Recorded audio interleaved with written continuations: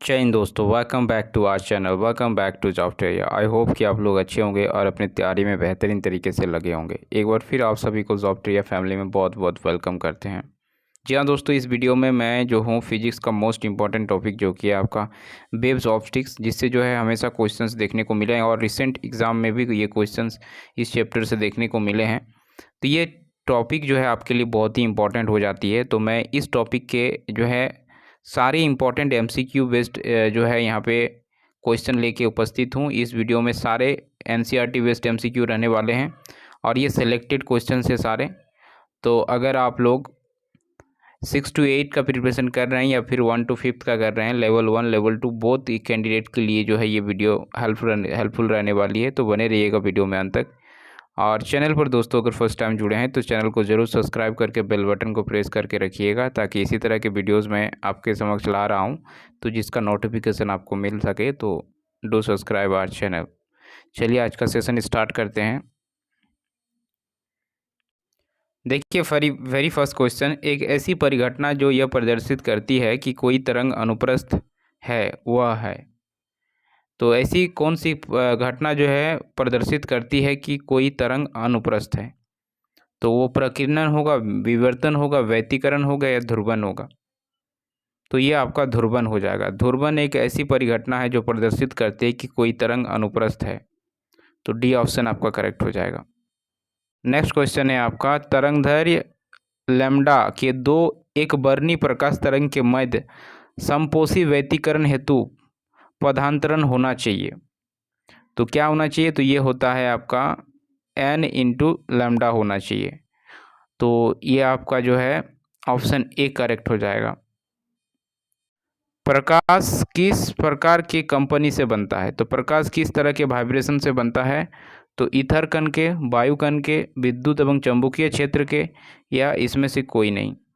तो प्रकाश जो है आपका विद्युत और जो है चुंबकीय क्षेत्र यानी इलेक्ट्रिक और मैग्नेटिक फील्ड से जो है कंपन से बनता है।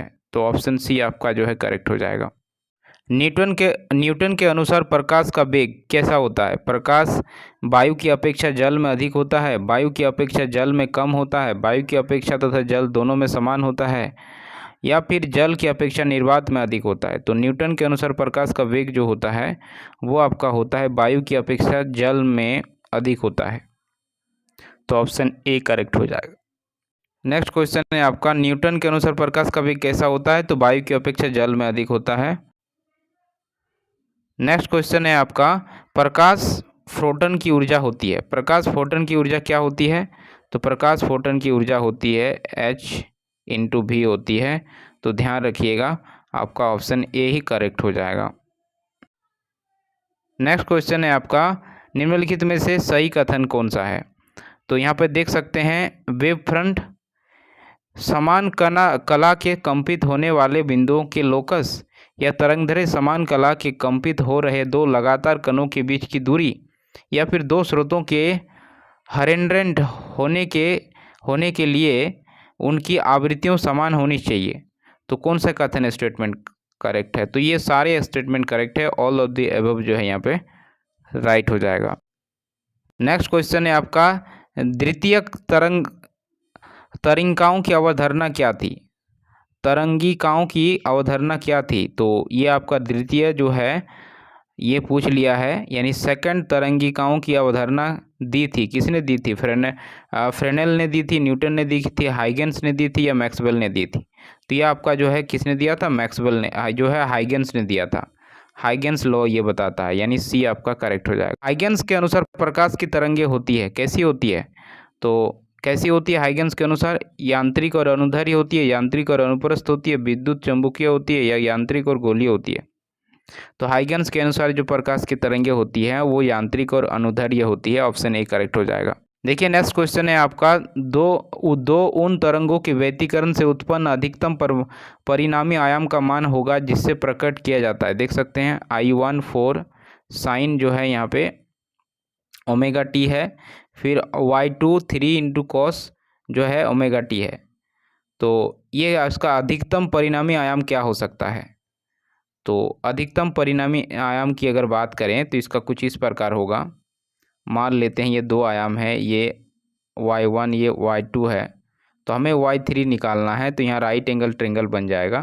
तो इसमें जो है ट्रिपलेट अगर यूज़ करेंगे, देख सकते हैं ये अगर 3 4 तो अगला क्या हो जाएगा, 5 हो जाएगा। ये हाइपोटेन्यूज निकालना है तो 5 हो जाएगा। जैसे कि यहाँ पे 4 का स्क्वायर प्लस 3 का स्क्वायर करेंगे तो यहाँ पे 25 आ जाएगा। 25 किसका स्क्वायर रूट होता है, 5 का।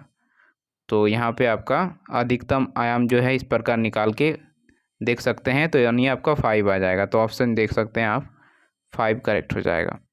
है आपका सौर, देख सकते हैं क्या दिया हुआ है, सौर स्पेक्ट्रम में बैंगनी किरण रंग से लाल रंग की ओर। तो इस सौर स्पेक्ट्रम जो होता है इसमें बैंगनी रंग से लाल रंग की ओर में क्या होता है, विचलन घटता है और अपवर्तनांक घटता है, या विचलन घटता है और अपवर्तनांक बढ़ता है, या विचलन बढ़ता है अपवर्तनांक बढ़ता है, विचलन बढ़ता है या अपवर्तनांक कम होता है।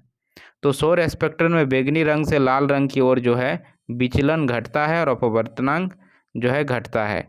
ये ऑप्शन ए ही आपका जो है करेक्ट हो जाएगा। क्वेश्चन है किरचॉफ का द्वितीय नियम है, यानी सेकंड लॉ ऑफ किरचॉफ क्या बताता है। तो सेकंड लॉ ऑफ किरचॉफ जो है यहाँ पे देख सकते हैं ऑप्शन में पूछा है, आवेश का संरक्षण का नियम, ऊर्जा संरक्षण का नियम, संवेग संरक्षण का नियम, या कोणीय संवेग संरक्षण का नियम। तो किरचॉफ का सेकंड लॉ बताता है ऊर्जा संरक्षण का नियम, यानी कंजर्वेशन ऑफ जो है लॉ ऑफ कंजर्वेशन एनर्जी बताता है, एनर्जी का कंजर्वेशन के बारे में बताता है। नेक्स्ट क्वेश्चन है आपका मृग मृर्चिका का कारण क्या है। तो ये किसके कारण से होता है, तो देख सकते हैं अपवर्तन और पूर्ण आंतरिक परावर्तन के कारण, विवर्तन के कारण, परिकिरण के कारण, या व्यतिकरण के कारण। तो मृर्चिका जो बनता है आपका अपवर्तन और टोटल इंटरनल रिफ्लेक्शन की वजह से होता है, यानी ऑप्शन ए करेक्ट हो जाएगा। नेक्स्ट क्वेश्चन है आपका यंग के प्रयोग में यदि प्रकाश की तरंगदैर्घ्य दोगुनी कर दी जाए तो फ्रिज की चौड़ाई क्या होगी। तो देखिए इसमें अगर तरंगदैर्घ्य दोगुनी कर दी जाती है तो आपका फ्रिज की चौड़ाई भी दोगुनी हो जाती है, क्योंकि ये डायरेक्टली प्रोपोर्शनल होता है चौड़ाई तरंगदैर्घ्य के। तो ऑप्शन बी आपका करेक्ट हो जाएगा। किसी बिंदुवत स्रोत में परिमित दूरी पर तरंगार्घ होता है, कैसा होता है, तो ये आपका गोलाकार होगा, बेलनाकार होगा, समतल होगा, या वृत्ताकार होगा। तो ये आपका गोलाकार होता है, ऑप्शन ए करेक्ट हो जाएगा। नेक्स्ट क्वेश्चन है आपका व्यतिकरण फ्रिज की चौड़ाई होती है। तो व्यतिकरण फ्रिज की चौड़ाई होती है beta equal to D into lambda upon D. तो ये होती है, ये इसका फॉर्मूला है, ध्यान रखिएगा, ऑप्शन ए करेक्ट हो जाएगा। नेक्स्ट क्वेश्चन दृश्य स्पेक्ट्रम के रंगों में अधिकतम तरंगदैर्घ्य होता है। तो देखिए तरंगदैर्घ्य वेवलेंथ की पूछा है, तो अधिकतम तरंगदैर्घ्य किस में होता है, तो लाल रंग में होता है, ऑप्शन ए करेक्ट हो जाएगा। तरंगों के दो स्रोतों कला संबंध यानी कोहेरेंट कहे जाते हैं यदि दोनों से उत्पन्न तरंगार्घ समान आवृत्ति के हो, या दोनों समान तरंगदैर्घ्य के तरंगे उत्पन्न करते हो, या दोनों समान वेग के तरंगे उत्पन्न करते हो, या दोनों समान तरंगदैर्घ्य की तरंगे जिनके जो होते हैं नियत और कालांतर रहता है उत्पन्न करते हो। तो इसका जो है सही आंसर यहाँ पे हो जाएगा। यहाँ पे जो है कोहेरेंट पूछ लिया है, तरंगों के स्रोतों का कोहेरेंट। तो ये आपका दोनों समान तरंगदैर्घ्य की तरंगे जिसमें जो है नियत कालांतर रहता है और उत्पन्न करते हो। तो ऑप्शन डी आपका करेक्ट हो जाएगा। आपका तीक्ष्ण सीधी कोर से प्राप्त विवर्तन फ्रिजें समान चौड़ाई की होती हैं, समान जो है चौड़ाई की नहीं होती है, ज्यामितीय छाया में बनती है, या इसमें से कोई नहीं। तो ये जो आपके होती है समान चौड़ाई की नहीं होती है, इस बात को ध्यान रखिएगा, ऑप्शन बी करेक्ट हो जाएगा। नेक्स्ट क्वेश्चन है आपका निम्नलिखित में से कौन सा कथन सही है। लॉयड मिरर एक्सपेरिमेंट में सेंट्रल वाइट फ्रिज गायब होता है, या इनकोहेरेंट स्रोतों से भी सस्टेन्ड इन्फेरमेंस यानी व्यतिकरण इंटरफेरेंस जो होता है व्यतिकरण प्राप्त किया जा सकता है, या फिर कॉन्स्ट्रक्टिव इंटरफेरेंस के लिए पर्दे के उस बिंदु पर दोनों वेव्स के बीच का विभवांतर जो होता है, पथांतर जो होता है λ/2 का विषम गुणक होना चाहिए, या फिर उपरोक्त में से सभी कथन सही है। तो यहाँ पे बताइए कौन सा करेक्ट होगा। तो इसमें अगर बात करें तो सबसे जो है सही कथन है तो फर्स्ट वाला ही है, बाकी सब सारे रॉन्ग होते हैं। यानी लॉयड मिरर एक्सपेरिमेंट में सेंट्रल ब्राइट फ्रिंज गायब होता है। यही स्टेटमेंट सही है। नेक्स्ट क्वेश्चन, विद्युत चुम्बकीय तरंग को ध्रुवित किया जा सकता है। कैसे ध्रुवित किया जा सकता है? लेंस के द्वारा, दर्पण के द्वारा, पोलराइड्स के द्वारा या प्रिज्म के द्वारा? तो ध्रुवित किया जा सकता है विद्युत चुम्बकीय तरंग को पोलराइड्स के द्वारा। सी आपका करेक्ट हो जाएगा। नेक्स्ट क्वेश्चन है, दो कलाबंद स्रोतों के कारण प्रकाश के व्यतिकरण में फ्रिंज की चौड़ाई होती है। कैसी होती है? तो तरंगदैर्घ्य के अनुक्रमानुपाती होती है। ऑप्शन ए करेक्ट हो जाएगा। नेक्स्ट क्वेश्चन है आपका, विनाशी व्यतिकरण के लिए पथांतर होना चाहिए। क्या ऐसा होना चाहिए? तो ये होना चाहिए 2n+1 बाय लैम्डा, यानी यहाँ पे लैम्डा होगा 2n+1 इंटू लैम्डा बाई 2, यानी ऑप्शन जो है आपका बी करेक्ट हो जाएगा। विनाशी व्यतिकरण का पथांतर होना चाहिए आपका 2n+1 into lambda by 2। Next question है, प्रकाशिक पथ बराबर होता है। प्रकाशिक पथ बराबर होता है किसका? अपवर्तनांक प्लस पथ लंबाई के बराबर होता है ये। ऑप्शन ए करेक्ट हो जाएगा। नेक्स्ट क्वेश्चन है आपका, सौर प्रकाश में उपस्थित काली रेखाओं को क्या कहा जाता है?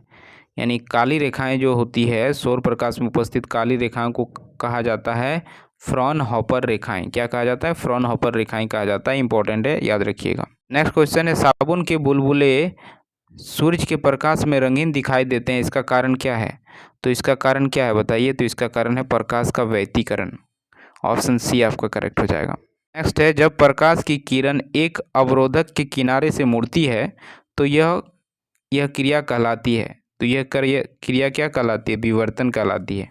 ऑप्शन बी आपका करेक्ट हो जाएगा। अवरोधक से टकराती, मान लीजिए किरण है इस अवरोधक से टकराई तो ये जो है इस तरह से रिफ्लेक्ट हो जाती है, तो ये आपका विवर्तन कहलाएगा। नेक्स्ट क्वेश्चन है, श्वेत प्रकाश के स्पेक्ट्रम प्रिज्म से प्राप्त करने में न्यूनतम विचलन होता है। तो न्यूनतम विचलन किस में होता है? तो पीले में, लाल में, नीले में या बैंगनी रंग के प्रकाश में? तो ये लाल रंग में हो जाएगा। ऑप्शन बी आपका करेक्ट हो जाएगा। नेक्स्ट क्वेश्चन है आपका, समतल ध्रुवित प्रकाश में कंपन होते हैं। कैसे होते हैं? सभी दिशाओं में समान होते हैं, केवल एक दिशा में होते हैं, परस्पर लंबवत दिशा में होते हैं, या इसमें से कोई नहीं? तो ये सिर्फ एक दिशा में, ओनली वन डायरेक्शन में होते हैं कंपन, समतल ध्रुवित प्रकाश की किरणें। ऑप्शन बी करेक्ट हो जाएगा। नेक्स्ट क्वेश्चन है आपका, विद्युत चुम्बकीय तरंग का ध्रुवण किया जा सकता है। कैसे किया जा सकता है? तो पोलराइड के द्वारा जो है किया जा सकता है। ऑप्शन सी करेक्ट हो जाएगा। देखिए यहाँ पे बूस्टर का नियम पूछ लिया है, तो बूस्टर का नियम जो आपका इसमें से होगा, तो बूस्टर का नियम क्या होगा? म्यू इक्वल टू 10 IP हो जाएगा, यानी ऑप्शन सी आपका करेक्ट हो जाएगा। क्वेश्चन है, इनमें कौन चयनात्मक अवशोषण द्वारा समतल ध्रुवित प्रकाश देता है? क्वार्ट्ज क्रिस्टल या पोलराइड्स या दोनों या कोई नहीं? तो ये दोनों जो है आपका चयनात्मक अवशोषण द्वारा समतल ध्रुवित प्रकाश देता है। तो ऑप्शन सी करेक्ट हो जाएगा। नेक्स्ट क्वेश्चन है, प्रकाश के तरंग गति सिद्धांत के अनुसार प्रकाश के वर्ण निर्णायक हैं। कैसे हैं? प्रकाश के तरंग सिद्धांत के अनुसार जो है प्रकाश के वर्ण निर्णायक हैं। किस तरह के? आयाम के, तरंग की चाल के, आवृत्ति के या तरंगदैर्घ्य के?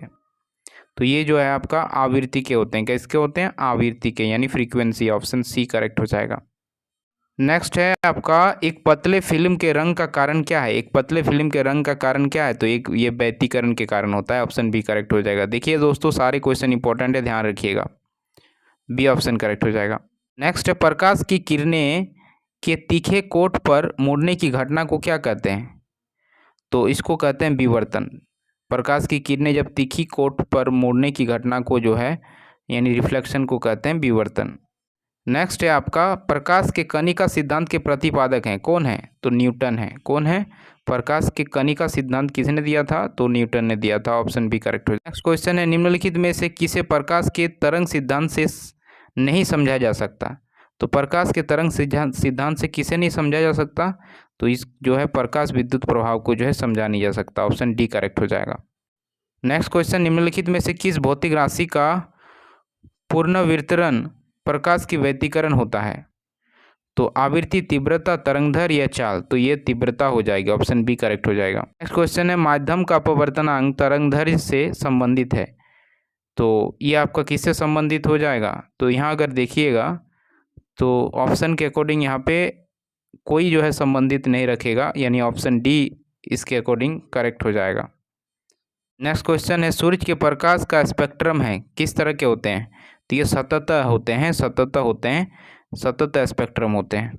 नेक्स्ट है, जब प्रकाश की एक किरण ग्लास स्लैब्स में प्रवेश करती है तो उसका तरंगदैर्घ्य क्या होता है? घटता है, बढ़ता है, अपवर्तित रहता है या आंकड़े पूर्ण नहीं है?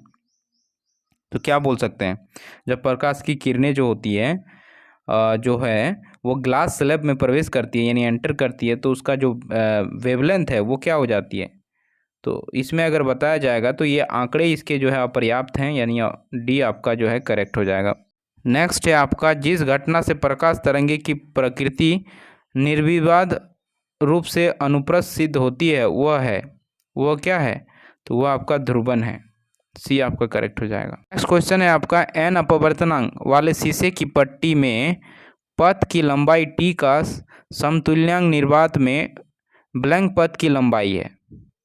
तो जब यहाँ पे एन अपवर्तनांक शीशे की पट्टी में पथ की लंबाई टी के समतुल्यांक बोल दिया है निर्वात, तो हो जाएगा एन इंटू टी हो जाएगा, यानी डायरेक्टली जो है इसका मल्टीपल हो जाता है, प्रोडक्ट हो जाता है, यानी बी आपका करेक्ट हो जाएगा। नेक्स्ट क्वेश्चन है आपका, जीवाश्म की आयु का पता की जाती है, यानी जीवाश्म जो होते हैं उसके आयु का पता, एज का पता कैसे किया जा सकता है? तो कार्बन डेटिंग से जो है पता किया जाता है, ऑप्शन ए करेक्ट हो जाएगा। नेक्स्ट क्वेश्चन है, आसमान का रंग नीला दिखने का कारण क्या है? प्रकीर्णन है, व्यतिकरण है, ध्रुवन है या विवर्तन? तो आसमान का रंग जो है नीला दिखता है प्रकीर्णन के कारण, ऑप्शन ए करेक्ट हो जाएगा। नेक्स्ट है आपका, इंद्रधनुष प्राकृतिक उदाहरण है, यानी इंद्रधनुष का बनना जो है किस घटना के कारण होता है? अपवर्तन के कारण, परावर्तन के कारण, अपवर्तन, परावर्तन और वर्ण विक्षेपण के कारण, या इसमें से कोई नहीं? तो इंद्रधनुष प्राकृतिक उदाहरण है जो है आपका अपवर्तन, परावर्तन और वर्ण विक्षेपण, ऑप्शन सी आपका करेक्ट हो जाएगा। नेक्स्ट क्वेश्चन है आपका, विद्युत चुम्बकीय विकिरण के तरंगदैर्घ्य इसके फोटोन की तरंगदैर्घ्य के होते हैं, कैसे होते हैं? बराबर होते हैं, विपरीत होते हैं, कभी बराबर कभी विपरीत होते हैं या शून्य होते हैं? तो विद्युत चुम्बकीय विकिरण के तरंगदैर्घ्य उसके फोटोन के तरंगदैर्घ्य के बराबर होते हैं, ऑप्शन ए करेक्ट हो जाएगा। यहाँ पे पूछ लिया है दोस्तों कि विद्युत चुम्बकीय विकिरण के तरंगदैर्घ्य जो है उसके फोटोन के तरंगदैर्घ्य के होते हैं, कैसे क्या होते हैं? बराबर होते हैं, विपरीत होते हैं, कभी बराबर कभी विपरीत होते हैं या जो है शून्य होते हैं, क्या होते हैं? तो इसमें अगर देखिएगा तो आपके जो विद्युत चुम्बकीय विकिरण के तरंगदैर्घ्य होते हैं और फोटोन के तरंगदैर्घ्य आपस में इक्वल होते हैं, बराबर होते हैं, ध्यान रखिएगा। नेक्स्ट क्वेश्चन है आपका, आवृत्ति वाले फोटोन के साथ संवेग जुड़ा हुआ है, तो यदि प्रकाश का वेग c है तो संवेग क्या हो जाएगा? तो प्रकाश का वेग अगर c है तो संवेग आपका हो जाएगा h/c, यानी p इक्वल टू h/c हो जाएगा। तो ये आपका यहाँ पे बी ऑप्शन करेक्ट हो जाएगा। नेक्स्ट है आपका, धात्विक पृष्ठ से इलेक्ट्रॉन उत्सर्जित तब होते हैं जब पृष्ठ पर आपतित प्रकाश की आवृत्ति कैसी होती है? दहली आवृत्ति से कम होती है, दहली आवृत्ति की आधी होती है, दहली आवृत्ति से अधिक हो, या आवृत्ति का कोई प्रभाव नहीं है?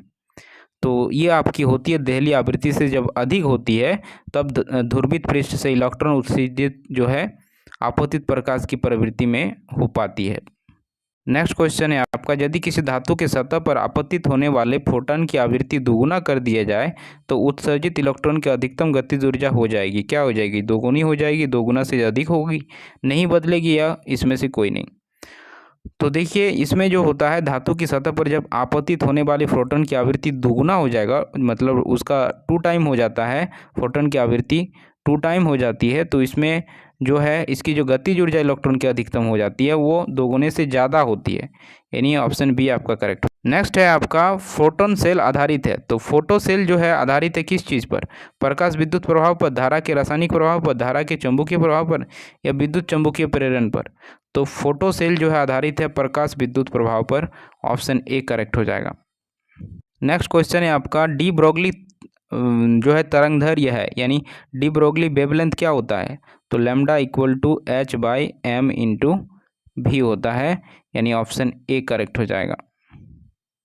नेक्स्ट क्वेश्चन है आपका, सामान्य संकेतों में व्यक्त निम्नलिखित संबंधों में से कौन डी ब्रोगली वेवलेंथ लैम्डा का गलत सूत्र है? तो इसमें गलत सूत्र यहाँ पूछ लिया है, तो यहाँ पे अगर देखिएगा तो यहाँ पे क्यू नाम का कोई यहाँ पे रिलेशन होता नहीं है इसमें, तो यहाँ पे आपका जो है डी ऑप्शन यहाँ पे जो है रॉन्ग हो जाएगा, यानी आपका ऑप्शन डी करेक्ट हो जाएगा। नेक्स्ट क्वेश्चन है, यदि विराम से एक इलेक्ट्रॉन को 1 वोल्ट विभवांतर आरोपित कर त्वरित किया जाए तो उसकी गतिज ऊर्जा होगी। तो इसकी गतिज ऊर्जा 1.6 इंटू 10⁻⁻19 जूल हो जाएगी, यानी ऑप्शन ए करेक्ट हो जाएगा। नेक्स्ट क्वेश्चन है, एक इलेक्ट्रॉन एवं एक प्रोटॉन के तरंग लंबाई 1.00 जो है नैनोमीटर है, तो इसमें से किसके संवेग का मान अधिक होगा? इलेक्ट्रॉन का, फोटॉन के, या दोनों के संवेगों के मान तुल्य होंगे, या इसमें से जो है कोई नहीं। तो अगर यहाँ पे देखिएगा तो दोनों के संवेग का मान अधिकतम किस में होगा, तो ये इस केस में जो है दोनों के संवेग जो है समान तुल्य होंगे, यानी समतुल्य होंगे। ऑप्शन सी करेक्ट हो जाएगा। एक्स किरणें बनी हैं, एक्स किरणें बनी हैं किस चीज़ की? ऋणाविष्ट कणों से, धनाविष्ट कणों से, या विद्युत चुम्बकीय विकिरण से, या न्यूट्रॉन से? तो जो है एक्स किरणें जो बनी है आपका विद्युत चुम्बकीय विकिरण से बनी है। ऑप्शन सी आपका करेक्ट हो जाएगा। नेक्स्ट क्वेश्चन है, यदि किसी कण की स्थिति में अनिश्चितता डेल एक्स है तो उसके संवेग में अनिश्चितता बड़ी होगी, कैसी होगी? h/4 डेल एक्स, यानी आपका ऑप्शन ए करेक्ट हो जाएगा। कार्यफलन आवश्यक ऊर्जा है परमाणु में उत्तेजित करने के लिए, एक्स किरणों को उत्पन्न करने के लिए, एक इलेक्ट्रॉन को सतह से ठीक बाहर निकालने के लिए, या परमाणुओं की छानबीन करने के लिए। तो कार्यफलन आवश्यक ऊर्जा है आपका एक इलेक्ट्रॉन की सतह से ठीक बाहर निकालने के लिए। ऑप्शन सी करेक्ट हो जाएगा। नेक्स्ट है, दिए गए धातु का न्यूनतम कार्यफलन है, क्या है इसमें से? न्यूनतम कार्यफलन किसका होगा, कौन से धातु का? सोडियम का, बेरियम का, लोहा का, या तांबा का? तो सोडियम का होगा। ऑप्शन ए आपका करेक्ट हो जाएगा। देख सकते हैं नेक्स्ट क्वेश्चन, किसी सतह से प्रकाश विद्युत उत्सर्जन तभी प्रारंभ होता है जब सतह पर आपतित प्रकाश की आवृत्ति होती है एक निश्चित के ब्लैंक के तुल्य या अधिक रिक्त स्थानों को भरने के लिए। तो इसमें से देखिए कौन सा उपयुक्त होगा। तो इसमें जो आपका होगा न्यूनतम आवृत्ति के तुल्य या अधिकता के लिए जो है इसको किया जाता है, तो यानी ऑप्शन ए आपका करेक्ट हो जाएगा। ए ऑप्शन करेक्ट हो जाएगा। नेक्स्ट है, डेविसन जर्मन प्रयोग से इलेक्ट्रॉन की किस प्रकृति का सत्यापन हुआ, वह थी, क्या थी? तो डेविसन जर्मन प्रयोग में जो है इलेक्ट्रॉन की किस प्रकृति का जो है सत्यापन हुआ, प्रूव हुआ? तो उसमें तरंग प्रकृति का जो है प्रूव हुआ, वेव नेचर का पता चला। नेक्स्ट है, तांबा का कार्यफलन होता है, तांबा का कार्यफलन कैसा होता है? तो कुछ इलेक्ट्रॉन वोल्ट होता है, यानी समथिंग कुछ इलेक्ट्रॉन वोल्ट जो होता है तांबा का कार्यफलन होता है। नेक्स्ट क्वेश्चन है आपका, यदि नीले रंग के प्रकाश के फोटोन की ऊर्जा E1 और पीले रंग के प्रकाश की फोटोन की ऊर्जा E2 हो तो क्या हो जाएगा? तो फोटोन की ऊर्जा जो है ग्रेटर देन हो जाएगी जो है आपके, यानी जो आपका नीले रंग के प्रोटॉन की ऊर्जा जो होगी वो पीले रंग के प्रोटॉन की ऊर्जा से ग्रेटर देन हो जाएगी, अधिक होगी, यानी बी ऑप्शन करेक्ट हो जाएगा। नेक्स्ट इंपॉर्टेंट क्वेश्चन है आपका, द्रव्य तरंग की परिकल्पना किया, द्रव्य तरंग की परिकल्पना किसने की थी? तो डी ब्रोगली ने की थी। ऊर्जा का सूत्र क्या है? प्रकाश प्रोटॉन की ऊर्जा का सूत्र है H/V, तो आपका ए ऑप्शन करेक्ट हो जाएगा। नेक्स्ट क्वेश्चन है, उत्सर्जित फोटो इलेक्ट्रॉन की ऊर्जा निर्भर करती है, किस चीज़ पर निर्भर करती है? तो ये आपका निर्भर करती है प्रकाश के तरंगदैर्घ्य पर और धातु के फलन पर, इन दोनों पर जो है डिपेंड होती है उत्सर्जित फोटो इलेक्ट्रॉन की ऊर्जा, यानी ऑप्शन डी आपका करेक्ट हो जाएगा। बी और सी बोथ करेक्ट हो जाएगा। नेक्स्ट क्वेश्चन है आपका, लैम्डा तरंगदैर्घ्य वाले फोटोन की ऊर्जा होती है, तो यह होती है आपका hc/λ, यानी ऑप्शन बी करेक्ट हो जाएगा। इनमें कौन अनाविष्ट है? तो इसमें से कौन अनाविष्ट है? तो अनाविष्ट अल्फा कण है, बीटा कण है, फोटोन है, या प्रोटॉन है? तो अनाविष्ट पूछ लेगा तो वो फोटोन हो जाएगा। ऑप्शन सी करेक्ट हो जाएगा। नेक्स्ट क्वेश्चन है आपका, प्लांक नियतांक का एसआई मात्रक क्या होता है, यानी what is the SI unit of Planck constant? जो होता है आपका जूल सेकेंड होता है, क्या होता है? Joule second. Option A correct हो जाएगा। प्लांक नियतांक का मान क्या होता है, यानी प्लांक नियतांक जो है, यानी प्लांक कांस्टेंट का मान कितना होता है, यानी जिसको एच से दिखाते हैं, H = 6.63 इंटू 10⁻⁻34 जूल सेकेंड होता है, यानी ऑप्शन ए करेक्ट हो जाएगा। एक्स किरणें बनी हैं। एक्स किरणें कैसे बनी हैं? तो विद्युत चुम्बकीय विकिरण से बनी हैं। आपका ऑप्शन सी करेक्ट हो जाएगा। नेक्स्ट है आपका, वह घटना जिससे कुछ धातुओं पर प्रकाश पड़ने पर उसमें इलेक्ट्रॉन उत्सर्जित होते हैं कही जाती है। क्या कही जाती है? प्रकाश विद्युत प्रवाह कही जाती है, फोटोग्राफी, प्रकाशमिति या प्रकाश संश्लेषण। तो वह घटना जिसमें कुछ धातुओं पर प्रकाश पड़ने पर उसमें इलेक्ट्रॉन उत्सर्जित होती है उसे बोलते हैं प्रकाश विद्युत प्रभाव। ऑप्शन ए करेक्ट हो जाएगा। तो आई होप सो कि वीडियो अच्छी लगी होगी दोस्तों। तो कमेंट बॉक्स में ज़रूर कमेंट कीजिएगा कि आपको जो है ये वीडियो कैसी लगी, ये सेशन कैसा लगा, जो ज़रूर अपना प्रतिक्रिया दीजिएगा। आप लोग प्रतिक्रिया कुछ इस प्रकार दे सकते हैं, वी वांट मोर लिख के दे सकते हैं। तो चलिए नेक्स्ट सेशंस में मिलते हैं फिर। Thanks for watching.